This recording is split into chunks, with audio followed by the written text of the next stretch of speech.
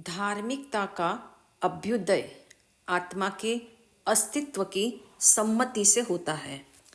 आत्मा का प्रतिपादन ही अध्यात्म का प्रारंभ है। सोचो, जिसने अपने होने का ही एतबार नहीं, एहसास नहीं, तो वह कैसे सत्य की डगर पर पग रखेगा। ऐसा भी नहीं लगता राजा प्रदेशी को महाज्ञानी केशी स्वामी की बात गले नहीं उतर रही, मगर संभव है ये उसका हठाग्रह है जो उसे सत्य का साक्षात्कार नहीं होने देता।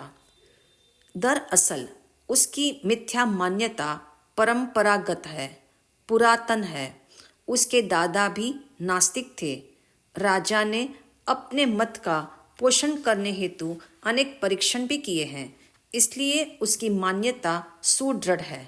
यूं भी अपने मत का प्रभाव हटाना आसान नहीं होता। मिथ्या धारणाओं की पट्टी को उतारने के लिए समझदार और बुद्धिमानों के भी हाथ कांप जाते हैं। महाज्ञानी केशी स्वामी भी नास्तिक राजा प्रदेशी को उपदेश देने में कहीं कसर नहीं रखते।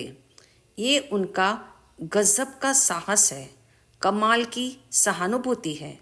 वस्तुतः महाज्ञानी केशी स्वामी राजा की नास्तिकता एवं घमंड को पर्याय दृष्टि से देखते हैं और उसकी शुद्ध आत्मा को द्रव्य दृष्टि से निहारते हैं। यही कारण है उनका अभिसंधान सीधा लक्ष्य को साधता है। हालांकि श्रमणोपासक चित्त महामंत्री ने पूर्व संकेत दिया था, राजा प्रदेशी को उपदेश देने में लिहाज मत रखना, निसंकोच सत्य का प्ररूपण करना, निर्भीक होकर तथ्यों की समझ देना।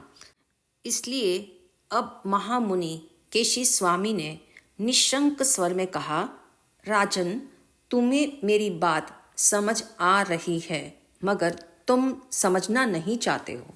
आप बुद्धिमान राजा हो, कुशलता से राज्य का शासन चलाते हो एवं इतनी निपुणता से राजकाज की गुत्थियां सुलझाते हो।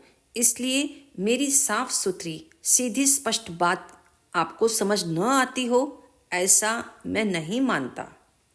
राजा प्रदेशी चाहे अपने विचार का पक्का है, तथापि उसमें औचित्य का स्वीकार करने की पात्रता भी है। वह अब तक अपने तमाम प्रायोगिक तर्कों को अकाट्य मानता था, मगर महामुनि के समक्ष उसके तर्क एक के बाद एक निरस्त हो रहे थे। उसने सटीक उत्तर के समक्ष वह हतप्रभ हो जाता था, तथापि उसका विश्वास अभी अपनी रॉन्ग बिलीफ से खिसका नहीं है, क्योंकि मत का आग्रह का मगरमच्छ उसे जकड़े हुए है। आगम कहता है, एक शस्त्र तीक्ष्ण है, किंतु उससे बड़ा तीक्ष्ण शस्त्र उसके सन्मुख आता है तो पहला शस्त्र निस्तेज हो जाता है। ठीक ऐसा ही हाल राजा प्रदेशी का है। राजा को अपने ज्ञान एवं प्रयोगों का अहंकार है, मगर आज तक राजा को अंतिम सत्य का उघाड़ नहीं हुआ। तथापि राजा प्रदेशी तर्कों से स्वमत को बारंबार पुष्ट करने का पुरजोर प्रयास करना चाहते हैं। इसीलिए पुनः राजा प्रदेशी ने मुनिराज से कहा, हे मुनिवर, जीव और शरीर अलग नहीं है। मेरी इस धारणा को बलवती बनाने वाला एक प्रयोग पेश करना चाहता हूँ। एक बार मैं अपनी उपस्थानशाला में बैठा हुआ था। इतने में राजपुरुषों ने अपराधी को हाजिर किया। उसका अपराध संगीन होने से मृत्यु दंड देना अनिवार्य था। मृत्यु दंड देने से पूर्व मैंने उसे तराजू में तोला। उसका जितना वजन था उसे लिख कर रख दिया। तत्पश्चात जब उसे प्राणों से रहित कर दिया गया, तब फिर मैंने तराजू में रखकर उसका वजन लिया। मुझे दोनों अवस्थाओं के वजन में कोई अंतर नजर नहीं आया। जीवित एवं मृत व्यक्ति के वजन में यदि फर्क होता तो मैं मान लेता जीव है। इस कारण मेरा मत वाजिब है। जीव एवं शरीर एक है। इसमें भी मूल शरीर ही है। जब तक शरीर दुरुस्त है तब तक आदमी जीवित है। शरीर के अवयव कार्य करना बंद कर दे तो आदमी मर जाता है। यह सुनकर महाज्ञानी केशी मुनि ने कहा, हे राजन, अभी तुम सच्चाई को पकड़ नहीं पा रहे हो।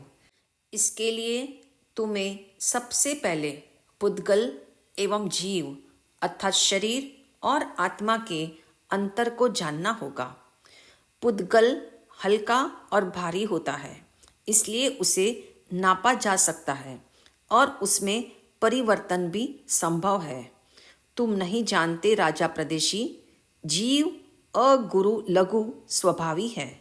वह न गुरु यानी भारी नहीं है और न लघु यानी हल्का नहीं है। इसीलिए तो वजन से पार है। उसे आप कैसे माप सकते हो? उसका परिमाप असंभव है।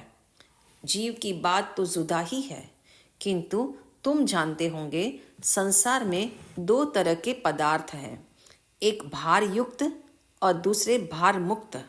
इसलिए पुद्गल स्कंद भी भार सहित एवं भार रहित होते हैं। आगम के अनुसार जो 4 स्पर्श वाला पुद्गल है वह भारहीन है, अगुरु लघु है। जब पुद्गल में शीत, उष्ण, स्निग्ध और रुक्ष ये 4 स्पर्श हो तब तक वजन नहीं होता। जब पुद्गल अष्टस्पर्शी बनता है यानी 8 स्पर्श वाला बनता है अर्थात सूक्ष्म से स्थूल होता है, तब उसमें हल्का भारी स्पर्श होंगे और वह भार युक्त होगा। जब स्थूल जगत में भी पुद्गल भार युक्त या भार मुक्त होते हैं तो जीव तो अत्यंत सूक्ष्म है, अगुरु लघु है। उसमें भार कैसे संभव है? इसलिए उसका नाप कैसे होगा? इसे तुम स्थूल उदाहरण से भी समझ सकते हो। चमड़े की मशक को तुमने देखा होगा जिसमें हवा भरी जाती है। कभी ध्यान दिया हो, खाली मशक एवं हवा से भरी मशक के वजन में सामान्यतया अंतर नहीं पड़ता। जब स्थूल जगत में ऐसा संभव है तो सूक्ष्म जगत में क्यों नहीं होगा? इसलिए आत्मा का भार नहीं होता। एक सूक्ष्म नियम ज्ञातव्य है। वजन यानी गुरुत्व जो जड़ का स्वभाव या धर्म है, उसके प्रकटीकरण हेतु स्पर्श आवश्यक है। आशय यह है, जब तक किसी वस्तु का स्पर्श ना हो उसका वजन भी नहीं हो सकता।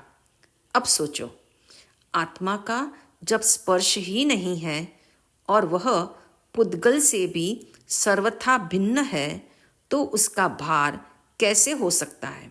इस पर तुम्हें चिंतन मनन करना होगा। यहाँ पर एक बात समझने योग्य है कि कोई भी उदाहरण सर्वांग नहीं होता, 100% नहीं होता। खाली मशक एवं वायु से भरी मशक के वजन में अंतर नहीं होता। स्थूल दृष्टि से कहा है। सूक्ष्म दृष्टि से देखे तो वैज्ञानिक युग का मनुष्य भी ये समझ सकता है।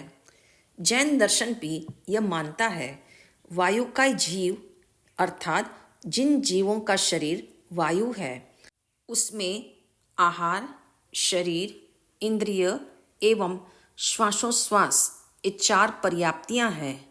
वह आहार भी करता है, श्वास भी लेता है, स्पर्श नाम की इंद्रिय भी है एवं औदारिक शरीर भी है। वायुकाय जीवों का शरीर इतना सूक्ष्म है कि आँखों से नहीं दिखता, मगर उनका शरीर भी पुद्गल परमाणु से बना है तो उसमें वजन है।